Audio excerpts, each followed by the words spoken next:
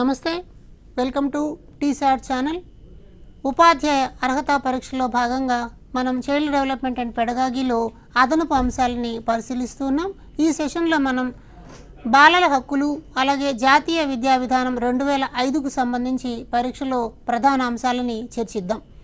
విద్యా హక్కు చట్టంలో పేర్కొన్నట్లు 6 నుండి 14 సంవత్సరాల వయసు కలిగినటువంటి పిల్లలందరికీ కూడా ఉచిత నిర్బంధ ప్రాథమిక విద్యను అందించడం ప్రభుత్వం యొక్క బాధ్యత. ఇందుకోసం పాఠశాలల ఏర్పాటు, పిల్లలకు కావలసినటువంటి సౌకర్యాల కల్పన అన్నది కేంద్ర రాష్ట్ర ప్రభుత్వాలు 60-40% నిధులను వెచ్చించడం ద్వారా పిల్లలకు సౌకర్యాలని కల్పిస్తాయి. అయితే పాఠశాలల ద్వారా పిల్లలకు కేవలం విద్యా సౌకర్యాలను మాత్రమే కల్పించడం కాకుండా పిల్లలు అన్నప్పుడు వారికి కొన్ని హక్కులు ఉంటాయి. ఆ హక్కులని మనం చట్టబద్ధం చేయడం అవసరం అని భావించినందువల్ల చైల్డ్ రైట్స్, బాలల హక్కులు అన్నటువంటి భావన ముందుకొచ్చింది. బాలల హక్కులు అనంటే ముందుగా బాలలు అంటే ఎవరు అని దాన్ని చూసినప్పుడు భారతదేశంలో ఉన్నటువంటి న్యాయ చట్టాల ప్రకారం బాలలు అంటే 18 సంవత్సరాలు నిండని బాలురు అనమాట. అంటే 17 సంవత్సరాల వరకు ఉన్నటువంటి బాలురు.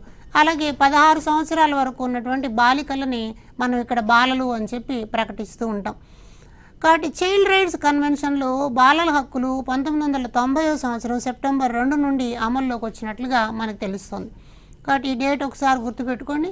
బాలల హక్కుల చట్టం అన్నది మనకి 1990 సెప్టెంబర్ 2 నుంచి అమల్లోకి వచ్చింది. అయితే మన దేశము ప్రపంచవ్యాప్తంగా బాలల హక్కుల కోసం కృషి చేస్తున్నటువంటి ఆ చైల్డ్ రైట్ కన్వెన్షన్లో 1992 డిసెంబర్ 11న సంతకం చేసి భారతదేశం కూడా బాలల హక్కుల కోసం కృషి చేస్తుంది అని చెప్పి తెలియజేస్తున్నారు.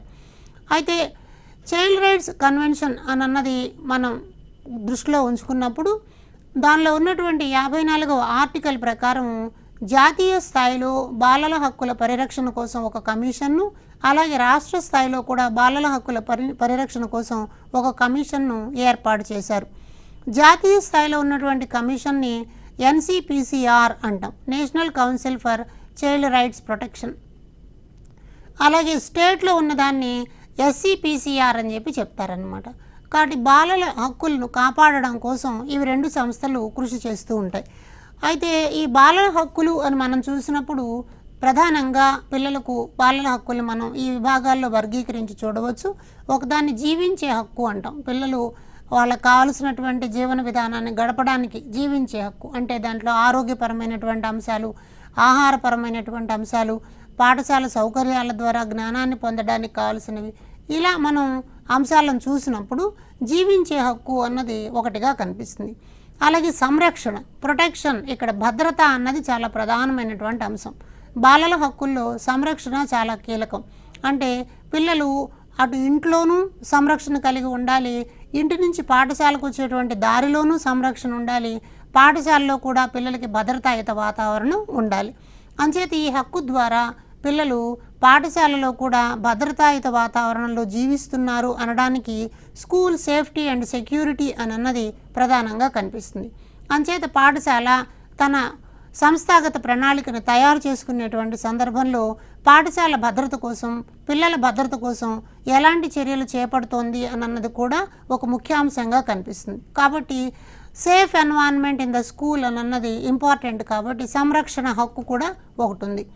అలాగే అభివృద్ధి చెందే హక్కు, అంటే ఈ అభివృద్ధి చెందడం అంటే పిల్లలు చదువుకోవడం ద్వారా జ్ఞానాభివృద్ధి, ఆహార సౌకర్యాలను పొందడం ద్వారా శారీరక వికాసం రెండూ కావాలి. కాబట్టి పిల్లల అభివృద్ధి చెందేటువంటి హక్కుని ఆ 2 కోణాలలో ప్రభుత్వాలు బాధ్యత వహించాలి. ఇందుకోసం పిల్లలు శారీరకంగా, భౌతికంగా ఆరోగ్యవంతంగా ఎదగడం కోసం పౌష్టికాహారం అవసరం. ఈ పౌష్టికాహారాన్ని అందించడం కోసం ప్రభుత్వం ఏం చేస్తుంది? పిల్లలకి మధ్యాహ్న భోజన పథకాన్ని అమలు చేస్తుంది. తద్వారా పోషకాలతో కూడినటువంటి ఆహారాన్ని పిల్లలకి ఇవ్వడం వల్ల శారీరక వికాసం అన్నది అక్కడ జరుగుతుంది. ఎప్పుడైతే శారీరక వికాసం ఉంటుందో పిల్లల అభ్యసన ప్రక్రియలో చురుకుగా పాల్గొని నేర్చుకోగలుగుతారు. కాబట్టి అభివృద్ధి చెందే హక్కులో విద్యాపరమైనటువంటి అంశాలు కూడా ఉంటాయి.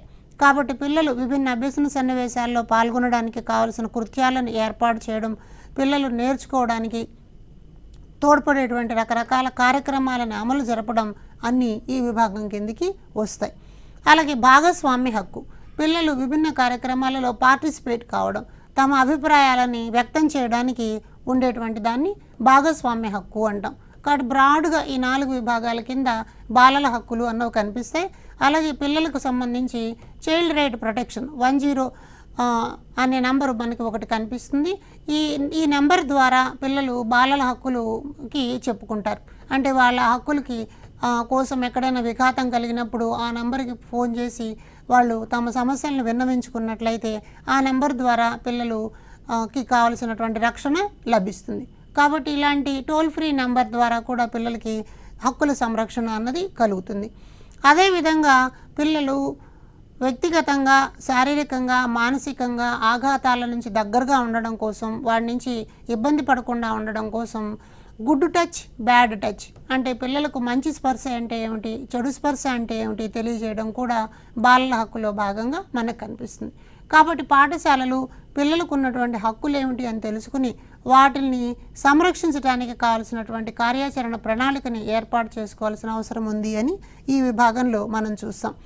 అలాగే రెండవ ప్రాధాన్యత అంశాన్ని మన పరీక్ష దృష్ట్యా చూసినప్పుడు దానిని మనం నేషనల్ కరికులం ఫ్రేమ్వర్క్ 2005 అంటాం. భారతదేశంలో విద్యారంగంలో వినూత్నమైనటువంటి మార్పులు అన్నవి నిరంతరం జరుగుతూ ఉంటాయి. భారతీయ విద్యా విధానం ఎలా ఉండాలి, ఉపాధ్యాయుని పాత్ర ఏమిటి, పాఠశాల పాత్ర ఏమిటి, విద్య ద్వారా సమాజానికి ఎలాంటి పిల్లల్ని అందించాలి అన్న విషయాల మీద చర్చించడం కోసం మనకి రకరకాలైనటువంటి కమిటీలు, కమిషన్లు కనిపిస్తాయి. అంటే స్వాతంత్ర పూర్వం కొన్ని అంశాలు, స్వాతంత్ర అనంతర కమిషన్లు కూడా విద్యారంగంలో మార్పుకి మనకి సహకారం చేస్తున్నాయి. మనకి కొఠారి కమిషన్ 1966లో వచ్చినటువంటి కొఠారి కమిషన్ పాఠశాల వ్యవస్థ, దాని యొక్క పరీక్షా విధానాల మీద 10+2 ప్యాటర్న్ని అందజేసి మనకి దిశానిర్దేశం చేసింది. అలాగే Mudaliar commission, Ramaswamy commission, Ishwaribhai Patel commission ఇట్లాంటివి ఎన్నో కూడా విద్యారంగంలో మార్పులకి తమ వంతు సహకారాన్ని అందించాయి. అదే కోవలో చూసినప్పుడు 1986లో నూతన జాతీయ విద్యా విధానం అమలులోకి వచ్చింది. తద్వారా దేశంలో ఉన్నటువంటి పిల్లలందరికీ కూడా విద్య అందుబాటులోకి తీసుకురావడానికి మనం కార్యక్రమాలని అమలు చేసాం. దానిలో భాగంగా వచ్చినటువంటి కార్యక్రమాన్ని మనం ఆంధ్రప్రదేశ్ ప్రాథమిక విద్యా పథకం అంటాం. ఆంధ్రప్రదేశ్ ప్రాథమిక విద్యా పథకం ద్వారా రాష్ట్రంలో అన్ని ఆవాస ప్రాంతాలలో పాఠశాలలు ఏర్పాటు చేస్తూ పిల్లలకి గుణాత్మక విద్యను అందించేందుకు కృషి చేశారు. ఆ తర్వాత దాన్ని జిల్లా ప్రాథమిక విద్యా కార్యక్రమంగా మార్చారు. ఈ జిల్లా ప్రాథమిక విద్యా కార్యక్రమంలో 4 ప్రధాన అంశాలు కనిపిస్తాయి. అంటే పాఠశాలల ఏర్పాటు ద్వారా పిల్లలకి పాఠశాలలను అందుబాటులోకి తీసుకురావడం, ఆ తర్వాత కొనసాగేటట్లుగా చూడడం, వారు బడి మానివేయకుండా కొనసాగేటట్లుగా చూడడం. రైట్ టు ఎడ్యుకేషన్ యాక్ట్లో కూడా పిల్లలు బడి మానివేయకుండా ఉండాలి, బడి బయట పిల్లలుగా ఉండకూడదు అని చెప్పి చెప్తారు. ఒకవేళ ఏ పిల్లవాడైనా ఒక నెల పాటు 30 రోజుల పాటు కంటిన్యూగా బడికి రాకపోతే ఆ పిల్లలు బడి మానివేసిన పిల్లలుగా గుర్తించాలి, వీళ్ళ కోసం మనం ప్రత్యేక బోధన సౌకర్యాలను కల్పించాలి అని రైట్ టు ఎడ్యుకేషన్ యాక్ట్ కూడా చెప్తోందనమాట. కాబట్టి పిల్లలకు గుణాత్మక విద్య అందించడం అన్నది మరొక ప్రధానమైనటువంటి అంశం. Access, enrolment, retention and quality education అన్న 4 స్తంభాల మీద ఈ డిపిఈపి కార్యక్రమాన్ని అమలు చేయడం అన్నది జరిగింది. అలాగే ఆంధ్రప్రదేశ్ ప్రాథమిక విద్యా హక్కు పథకం అమల్లో ఉన్న కాలంలో అభ్యసన సూత్రాలు 6 అభ్యసన సూత్రాల ద్వారా నాణ్యమైన విద్యను అందించేందుకు ప్రయత్నం జరిగింది. అయితే ఈ నేపథ్యాలన్నీ దృష్టిలో పెట్టుకుని విద్యారంగంలో వినూత్నమైన మార్పులు రావాలి, విద్యారంగంలో పిల్లలు సంప్రదాయ పద్ధతులను విడనాడి 21వ శతాబ్ద నైపుణ్యాలతో కూడినటువంటి చదువులు అందాలి అని అంటే 2005 national curriculum framework professor Yashpal చైర్మన్గా ఈ నివేదిక తయారైంది. నేషనల్ కరికులం ఫ్రేమ్వర్క్ యొక్క ప్రధానమైన అంశం ఏంటంటే భారం లేని విద్య ద్వారా పిల్లలు స్వేచ్ఛగా నేర్చుకోవడం అని అన్నది. కాబట్టి యశ్పాల్ భారం లేని విద్య అన్న సిద్ధాంతాలని ఆధారంగా చేసుకుని జాతీయ విద్యా విధానం కొత్త కోణంలో ఆవిష్కరించబడింది. దీంట్లో మన రాష్ట్రం నుంచి ప్రొఫెసర్ శాంతా సిన్హా ప్రాతినిధ్యం వహించారు. ఈ ఎన్సిఎఫ్ 2005 అని మనం చూసినప్పుడు, నేషనల్ కరికులం 2005 చూసినప్పుడు ఇందులో కొన్ని అధ్యాయాలు కనిపిస్తాయి. వాటిలో ఒకటి ఎన్సిఎఫ్ దృక్పథాలు, ఏమిటి ఎన్సిఎఫ్ అంటే ఏమిటన్నది అక్కడ చెప్తారు. అలాగే నాలెడ్జ్ అండ్ లెర్నింగ్, జ్ఞానము అంటే ఏంటి, అభ్యసన అంటే ఏంటి చెప్తారు. అంటే కేవలం సమాచారాన్ని ఇవ్వడం కాదు, పిల్లలు జ్ఞానాన్ని సొంతంగా తయారు చేసుకోవాలి, లెర్నింగ్ అన్నది పిల్లలు భాగస్వాములే నేర్చుకోవాలి అని అన్నది ఇక్కడ మనం గమనిస్తాం. అలాగే విద్యా ప్రణాళిక, పాఠశాల దశలు, మూల్యాంకనం. ఎలా ఉండాలి విద్యా ప్రణాళిక? భారతదేశానికి కావాల్సినటువంటి పౌరులు ఎవరు? ప్రజాస్వామ్యబద్ధమైనటువంటి తరగతి గది వాతావరణాన్ని నెలకొల్పడం ఎలా అన్నది ఇక్కడ మనకు కనిపిస్తుంది. అలాగే పాఠశాల దశలు ఎలా ఉండాలి? ప్రాథమిక పాఠశాల, ప్రాథమికోన్నత పాఠశాల, ఈ దశలు ఎలా ఉండాలి అన్నది ఇక్కడ కనిపిస్తుంది. అలాగే మూల్యాంకన విధానము ఇందులో చర్చించారు. మూల్యాంకనంలో వచ్చినటువంటి ఒక ప్రధానమైనటువంటి మార్పు, పిల్లలు బట్టి పట్టేటువంటి చదువుల నుంచి దూరం కావాలి, భారం లేని విద్య ఉండకూడదు, మూల్యాంకనం కూడా నేర్చుకోవడానికి పనికొచ్చే దిశలో ఉండాలి అని నిరంతర సమగ్ర మూల్యాంకనం అన్నటువంటి భావనని ఇక్కడ తీసుకొచ్చారు. దాని ప్రకారం పిల్లలు యొక్క ప్రగతిని నిరంతరం ఉపాధ్యాయులు మూల్యాంకనం చేయాల్సిన అవసరం ఉంది అని తెలుస్తుంది. ఇది కూడా పరీక్షలో ఒక ప్రధానమైన అంశం. అలాగే పాఠశాల తరగతి గది వాతావరణం, class room culture, class room environment అన్నమాట. అంటే క్లాస్ రూమ్ కల్చర్ ఏం చెప్తోంది? అభ్యసనకు అనుకూలంగా ఉండాలి, పిల్లలు పాల్గొంటూ నేర్చుకోవడానికి వీలుగా ఉండాలి, real engaging time in learning process అంటారు. అంటే పిల్లలు అభ్యసనంలో నిమగ్నం కావడం అన్నది ఇక్కడ ముఖ్యమైన అంశం. అలాగే కొన్ని సంస్థాగతమైనటువంటి సంస్కరణలు కూడా ఎన్సిఎఫ్ 2005 పేర్కొంది. ప్రధానంగా చూసినట్లయితే ఎన్సిఎఫ్ 2005 కొన్ని మార్గదర్శక సూత్రాలను మనకు అందించింది. వాటిలో ముఖ్యంగా చెప్పుకోవాల్సింది ఒక పారాడైమ్ షిఫ్ట్ అన్నమాట. అంతకుముందు ఉన్నటువంటి ప్రవర్తనావాద సిద్ధాంతాల బోధనా విధానాల నుంచి ముందుకొచ్చి ఇప్పుడున్నటువంటి సంజ్ఞానాత్మక నిర్మాణవాదము అన్నది జ్ఞానాత్మక నిర్మాణానికి సంబంధించిన అంశాల మీద ఈ సిద్ధాంతం ఆధారపడి కనిపిస్తుంది. కాబట్టి ఎన్సిఎఫ్ 2005 జ్ఞాన నిర్మాణము, నాలెడ్జ్ కన్స్ట్రక్షన్ అనేటువంటి అంశానికి ప్రాధాన్యతనిస్తుంది. అంటే పాఠశాల ఉపాధ్యాయులు పిల్లలకి విషయాలని లేదా సమాచారాన్ని ఇచ్చేవాళ్ళు కాదు, పిల్లలు సొంతంగా సమాచారాన్ని తయారు చేసుకోవాలి. అంచేత జ్ఞానము అనేది ఒకరితో ఇవ్వబడేది కాదు, అది సృష్టించబడేది అన్నటువంటి ప్రాతిపదికన ఎన్సిఎఫ్ 2005 రూపొందింది. కాబట్టి తద్వారా బయటి జ్ఞానాన్ని తరగతి గదిలోకి తీసుకురావాలి అని చెప్తుంది. ఎందుకంటే there are so many learning avenues. అంటే తరగతి గదిలో ఉండేటువంటి అంశం కన్నా పాఠశాల బయట బోలెడు రకాలైనటువంటి జ్ఞానక్షేత్రాలు మనకు కనిపిస్తాయి. వ్యవసాయం ఒక జ్ఞానక్షేత్రం, కుండలు చేయడం ఒక జ్ఞానక్షేత్రం, అలాగే చెప్పులు కుట్టడము, పొలం పనులు చేయడము, ఇతర శ్రామిక వర్గాలకు సంబంధించినటువంటి పనులు, ఇవన్నీ కూడా పాఠశాలకు అనుబంధం కావాలి అని అన్నారు. కాబట్టి బయటి జ్ఞానాన్ని బడిలోకి తీసుకురావాలి అని చెప్పారు. అలాగే నేర్చుకునేటువంటి పద్ధతుల్లో మార్పు రావాలి. కేవలం పరీక్షల కోసం బట్టి పట్టడం కాకుండా దానివల్ల ఉపయోగం లేదని గుర్తించి activity based education, experiential based education అంటాం. అనుభవాత్మక విద్యను, కృత్యాధార విద్యల్ని పాఠశాలలు అనుసరించాలి అని తెలియజేస్తున్నాయి. అట్లాగే పాఠ్య ప్రణాళిక లేదా విద్యా ప్రణాళిక ఎలా ఉండాలి అంటే వాయిస్ ఆఫ్ స్టూడెంట్, పిల్లల యొక్క అభిరుచులు, అభిప్రాయాలకి ప్రాధాన్యతనిచ్చేదిగా ఉండాలి. అంటే భాగస్వామ్యం ఉండాలి. విషయాలను నేర్చుకునే సందర్భంలో పిల్లలు తమ అనుభవాలను, తమ అభిప్రాయాలను వ్యక్తం చేయడానికి వీలుగా ఉండాలి అని చెప్తున్నారు. అందుకోసమే ఆంధ్రప్రదేశ్ మన ప్రభుత్వం లో పాఠ్యపుస్తకాలను తయారు చేసినటువంటి క్రమంలో మనం ఇక్కడ గమనించిన అంశం ఏంటంటే పాఠ్యపుస్తకాలు విద్యా ప్రమాణాల ఆధారంగా రూపొందడం. ఒక్కొక్క విద్యా ప్రమాణము విద్యార్థుల అనుభవాలను వ్యక్తీకరించడానికి పనికొచ్చేటువంటి క్రమంలో కనిపిస్తుంది. కాబట్టి మన పాఠ్యపుస్తకాలను గమనించి చూసినట్లయితే భాగస్వామ్య విద్యా విధానానికి అనుకూలంగా, పాల్గొంటూ నేర్చుకోవడానికి వీలుగా, పిల్లల అభిప్రాయాలకు ప్రాధాన్యతనిచ్చేగా కనిపిస్తాయి. అందుకని మనం సోషల్ స్టడీస్ లాంటి పాఠ్యపుస్తకాలను చూసినప్పుడు పిల్లల భాగస్వామ్యానికి ఎక్కువ ప్రాధాన్యతనుంటూ విద్యా ప్రమాణాలని రూపొందించడం కనిపిస్తుంది. అలాగే మనం పరీక్షా విధానంలో సంస్కరణలు, స్వీయ మూల్యాంకనానికి, నిరంతర సమగ్ర మూల్యాంకనానికి ప్రాధాన్యతనిచ్చే కోణంలో మూల్యాంకనంలో సంస్కరణలు వచ్చినాయి. అంటే పాఠశాలలో పరీక్షలు బట్టి పట్టే విధానానికి దూరంగా ఉండాలి. పిల్లలు వాళ్ళకై వాళ్ళే సొంతంగా తాము ఎక్కడున్నామన్నది అసెస్ చేసుకోగలగాలి. అలాగే పిల్లల ప్రగతిని కేవలం ఒక పరీక్ష ద్వారా మాత్రమే కాకుండా విభిన్న సాధనాల ద్వారా మూల్యాంకనం చేయాలి అని చెప్పారు. అందుకోసం నిరంతర సమగ్ర మూల్యాంకనం అన్న భావన వచ్చింది. తర్వాత బాలల వికాసానికి దోహదపడేటువంటి వాతావరణాన్ని ఏర్పాటు చేయాలి. ఆటలకు, క్రీడలకు సరైనటువంటి సౌకర్యాలు ఉండాలి, గ్రంథాలయాలు, ప్రయోగశాలలు లాంటివి ఉండాలి అని తెలియజేశారు. ఈ మార్గదర్శక సూత్రాల ఆధారంగా జాతీయ విద్యా ప్రణాళిక చట్టం మనకి అమలవుతూ కనిపిస్తుంది. ఇక్కడ మరికొన్ని ముఖ్యాంశాలను చూద్దాం.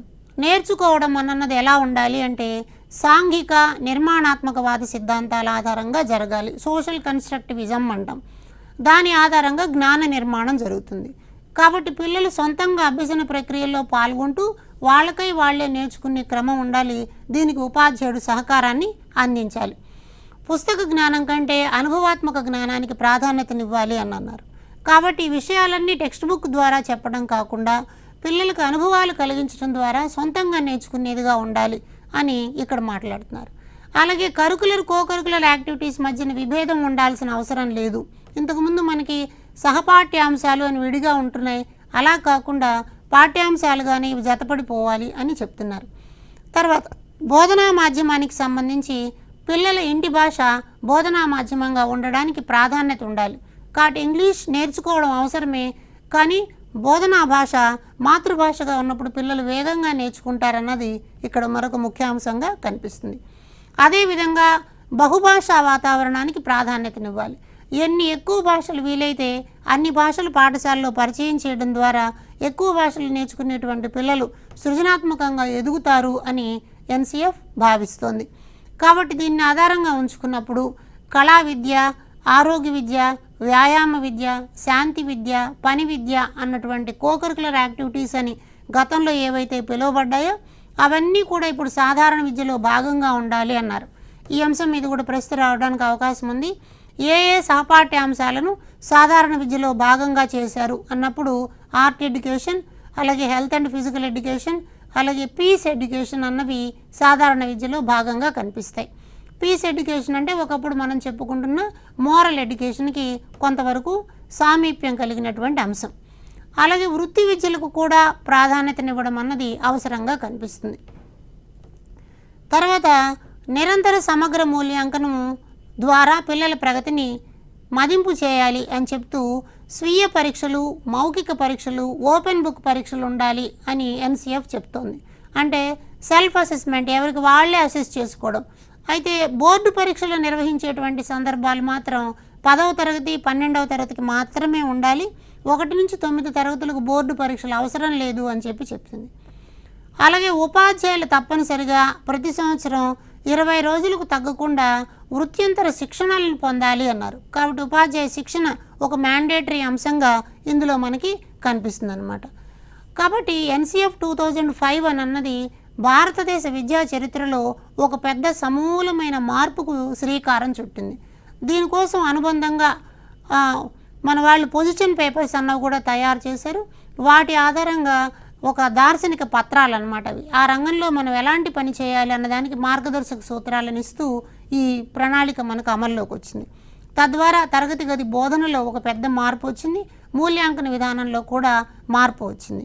దీన్ని దృష్టిలో పెట్టుకుని రాష్ట్ర ప్రభుత్వం కూడా మనకి 2011వ సంవత్సరంలో రాష్ట్ర విద్యా ప్రణాళిక పరిధి పత్రం అన్నదాన్ని తయారు చేశారు. ఇది ఎన్సిఎఫ్ మార్గదర్శకాలను దృష్టిలో ఉంచుకుని తయారైంది. అంటే అందులో చెప్పినటువంటి గైడింగ్ ప్రిన్సిపల్స్ ఏవైతే ఉన్నాయో బట్టి పట్టే విధానం నుంచి బయటకు రావాలి, పరీక్షా విధానంలో సంస్కరణలు తీసుకురావాలి, బడిబయటి వాతావరణాన్ని పాఠశాలకు అన్వయం చేసుకోవాలి. కాబట్టి పిల్లలు నేర్చుకోవడానికి భాగస్వామ్యానికి వీలైనటువంటి వాతావరణం ఉండాలన్న మార్గదర్శక సూత్రాలు ఏమున్నాయో ఆ మార్గదర్శక సూత్రాలని ఇక్కడ రాష్ట్ర ప్రణాళికలో కూడా తయారు చేసి పెట్టుకున్నారు. కాబట్టి రాష్ట్ర విద్యా ప్రణాళిక పరిధి పత్రం ఏ రకపు బోధనా విధానాన్ని ప్రమోట్ చేస్తుంది అంటే పరస్పర ఆధారిత బోధనా విధానము అని చెప్పాలి. అలాగే ఏ రకపు అభ్యసన విధానానికి ప్రాధాన్యతనిస్తుంది అంటే నిర్మాణాత్మక అభ్యసన విధానము అంటాం. అలాగే ఏ రకపు మూల్యాంకనం జరుగుతుంది అన్నప్పుడు నిరంతర సమగ్ర మూల్యాంకనము అని చెప్పాలి. అయితే ఈ నిరంతర సమగ్ర మూల్యాంకనం మీద పరీక్షలో ప్రశ్నలు రావడానికి అవకాశాలు ఉన్నాయి. కాబట్టి ఒకసారి ఈ అంశాన్ని కూడా మనం పరిశీలించే ప్రయత్నం చేద్దాం. మనం నిరంతర సమగ్ర మూల్యాంకనము అంటే ఆ పేరులో 3 అంశాలు ఉన్నాయి. ఒకటి నిరంతర, రెండవది సమగ్ర, మూడవది మూల్యాంకనం. అంటే పిల్లల ప్రగతిని ఎప్పటికప్పుడు పరిశీలిస్తూ ఉండాలి. కేవలం ఎప్పుడు 6 నెలలకో సంవత్సరానికో పెట్టే పరీక్ష కాకుండా పిల్లలు తరగతి గదిలో ఉన్నప్పుడు, గ్రంథాలయంలో ఉన్నప్పుడు, ఆట స్థలంలో ఉన్నప్పుడు, ప్రయోగశాలలో ఉన్నప్పుడు పిల్లలు ఎలా ఉన్నారు అన్నదాన్ని పరిశీలించాలి. ఈ పరిశీలన సమగ్రంగా ఉండాలి. సమగ్రము అంటే 360 డిగ్రీ అంటాం. అంటే పిల్లలకు సంబంధించి మనం వికాసాలను చూసినప్పుడు శారీరక వికాసము, మానసిక వికాసము, సాంఘిక వికాసము, నైతిక వికాసము, ఉద్వేగ వికాసము అని చెప్తాం. కాబట్టి ఈ వికాసాలు అన్నిటినీ కూడా మాపనం చేయడానికి వీలుగా ఇది ఉండాలి. కాబట్టి ఇలా చేసేటువంటి దాన్ని మనం నిరంతర సమగ్ర మూల్యాంకనం అంటాం. అయితే ఈ మూల్యాంకనం చేయాలి అంటే మనకి సంప్రదాయంగా ఉన్నటువంటి కేవలం పేపర్ పెన్సిల్ అనబడే రాత పరీక్షలు మాత్రం సరిపోవు. దానికి అనుబంధంగా ఇంకా కొన్ని మార్గాలు అవసరమవుతాయి. కాబట్టి పాఠశాల ఆధారిత మూల్యాంకనము అన్నటువంటి భావనని ప్రవేశపెట్టారు. ఇందులో 2 రకాలు జరుగుతాయి. ఒకదాన్ని నిర్మాణాత్మక మూల్యాంకనం అంటాం, మరొకదాన్ని సంగ్రహణాత్మక మూల్యాంకనము అంటాం. నిర్మాణాత్మక మూల్యాంకనం అంటే పిల్లల యొక్క ప్రగతిని 4 మాపనుల ద్వారా పరిశీలిస్తారు. వాటిలో ఒకటి పిల్లల భాగస్వామ్యము, ప్రతిస్పందనలు అంటారు.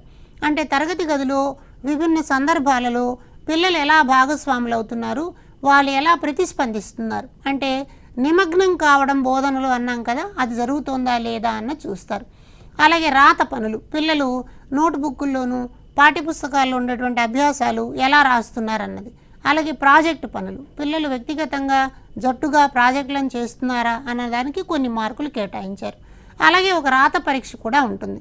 కాబట్టి నిర్మాణాత్మక మూల్యాంకనం అన్నది 50 మార్కులకు కేటాయిస్తే ఇందులో 10 మార్కులు పిల్లల భాగస్వామ్యము, ప్రతిస్పందనలు, 10 మార్కులు రాత పరీక్షలు, ప్రాజెక్టు పనులకు ఒక 10 మార్కులు, తర్వాత రాత పరీక్ష అంటున్నాం. ఈ పరీక్షకి 20 మార్కులు పెడుతున్నారనమాట. తద్వారా 50 మార్కులకి నిర్మాణాత్మక మూల్యాంకనం జరుగుతుంది. దీని ఫ్రీక్వెన్సీ ఎలా ఉంటుందని చూసినప్పుడు సంవత్సరంలో మూల్యాంకనాన్ని 4 సార్లు నిర్వహించడం అన్నది జరుగుతుంది. అలాగే సంగ్రహణాత్మక మూల్యాంకనము అంటాం. దీనిని మనం సమ్మేటివ్ అసెస్మెంట్ అంటారు. ఈ సమ్మేటివ్ అసెస్మెంట్ అన్నది విద్యా ప్రమాణాల ఆధారంగా జరిగేటువంటి ఒక రాత పరీక్ష. కాబట్టి ఉపాధ్యాయుడు ఏం చేస్తాడు, విద్యా ప్రమాణాల భారత్వ పట్టికలను దృష్టిలో ఉంచుకుని ఆ ప్రమాణాల ఆధారంగా ప్రశ్నపత్రాన్ని తయారు చేస్తాడు. అయితే ఈ ప్రశ్నపత్రం యొక్క స్వభావం ఏమిటి, బట్టి పట్టేటువంటి విషయంలాగా కాకుండా పిల్లల అభ్యసన ప్రక్రియలని, తద్వారా వారు నేర్చుకున్నటువంటి ప్రాసెస్ స్కిల్స్ని ఆధారంగా చేసుకుని ప్రశ్నలు ఇవ్వడం అన్నది కనిపిస్తుంది.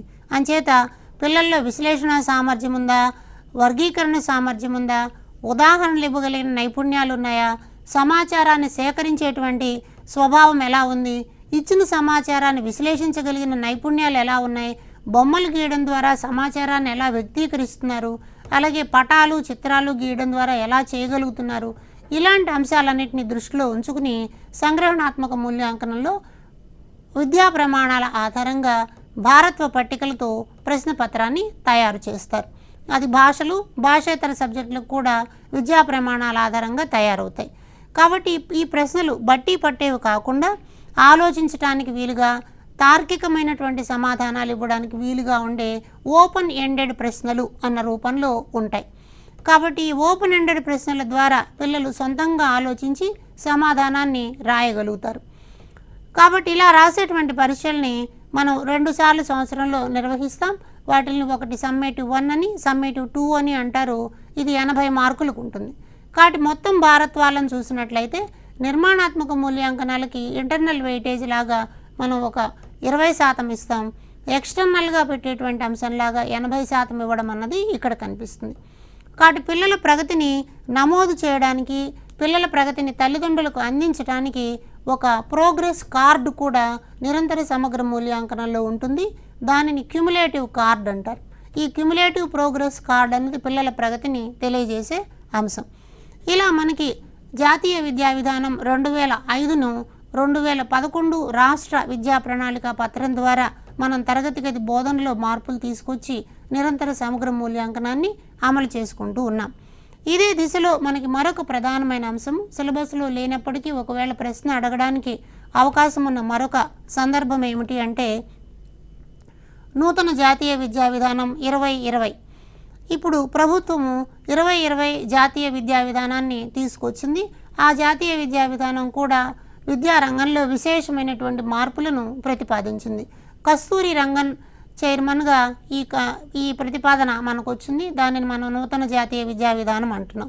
ఇందులో భాగంగా పాఠశాల ఇప్పటి వరకు నడిచిన 10+2+3 అన్నటువంటి విభాగాన్ని 5+3+3+4 5+3+3+4 అన్నటువంటి విభాగంలోకి మార్చి దాన్ని ప్రవేశపెట్టడం జరిగిందనమాట. కాబట్టి కొత్త జాతీయ విద్యా విధానం లేదా 2020 జాతీయ విద్యా విధానం కూడా ఎన్సీఎఫ్ చెప్పినటువంటి కృత్యాధార బోధన, అనుభవాత్మక బోధన అన్న పద్ధతులకే ప్రాధాన్యతనిచ్చింది. ఇక్కడ కూడా సహపాఠ్య అంశాల మధ్య విభేదనం చూపించాల్సిన అవసరం లేదు అని అన్నది. అదేవిధంగా ఒక సందర్భంలో ఒకటి కన్నా ఎక్కువ కోర్సులు చదువుకోవడానికి వెసులుబాటు ఇవ్వడం అన్నది కనిపిస్తుంది. మాతృభాషలోనే విద్యాబోధన జరగాలి అని మనకి 2020 జాతీయ విద్యా విధానం కూడా చెప్తోంది. కాబట్టి టెట్కి సిద్ధమయ్యేటువంటి అభ్యర్థులందరూ ఈ నూతన జాతీయ విద్యా విధానం 2020లో పేర్కొన్న కీలకాంశాలను, ఎన్సీఎఫ్ 2005లో చెప్పినటువంటి అంశాలను కూడా సమన్వయం చేసుకుంటూ పరీక్షకు సిద్ధం కావాల్సిన అవసరం ఉంది. కాబట్టి ఇక్కడ ప్రశ్నలు అప్లికేషన్ మోడ్లో కాకుండా కంటెంట్ బేస్లోనే వస్తాయి. కాబట్టి ఆ విషయాన్ని దృష్టిలో పెట్టుకుని మనం చూడాల్సి వస్తుంది.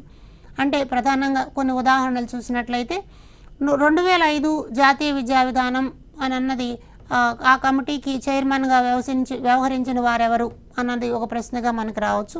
అలాగే 2020 నూతన జాతీయ విద్యా విధానం కమిటీ చైర్మన్ ఎవరు అన్నది కూడా మనకు ఒక ప్రశ్నగా రావడానికి అవకాశం ఉంది. అలాగే 2005లో ఉన్నటువంటి బోధనాభ్యసన పద్ధతి ఏమిటి అని చూసినప్పుడు నిర్మాణాత్మక అభ్యసన విధానము అని కనిపిస్తుంది.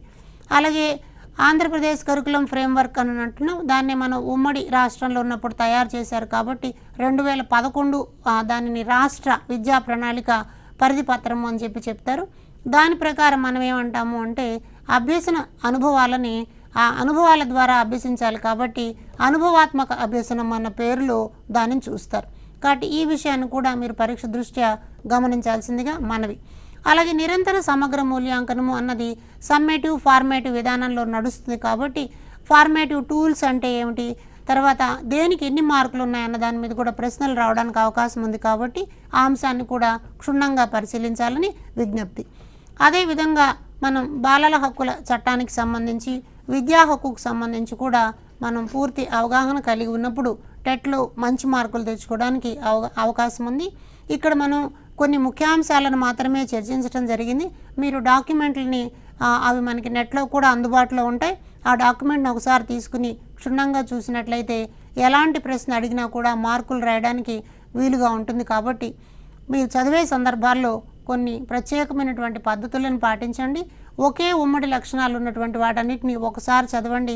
మనోవిజ్ఞాన శాస్త్రానికి సంబంధించిన పాఠ్యాంశాలన్నీ కూడా పరస్పర సంబంధం కలిగి ఉంటాయి. కాబట్టి వాటి మధ్య ఒక సమన్వయాన్ని పెట్టుకుంటూ నోట్స్ రాసుకుని సొంతంగా మీరు ప్రిపేర్ అయినట్లయితే టెట్లో మంచి మార్కులు సాధించడానికి అవకాశం ఉంది.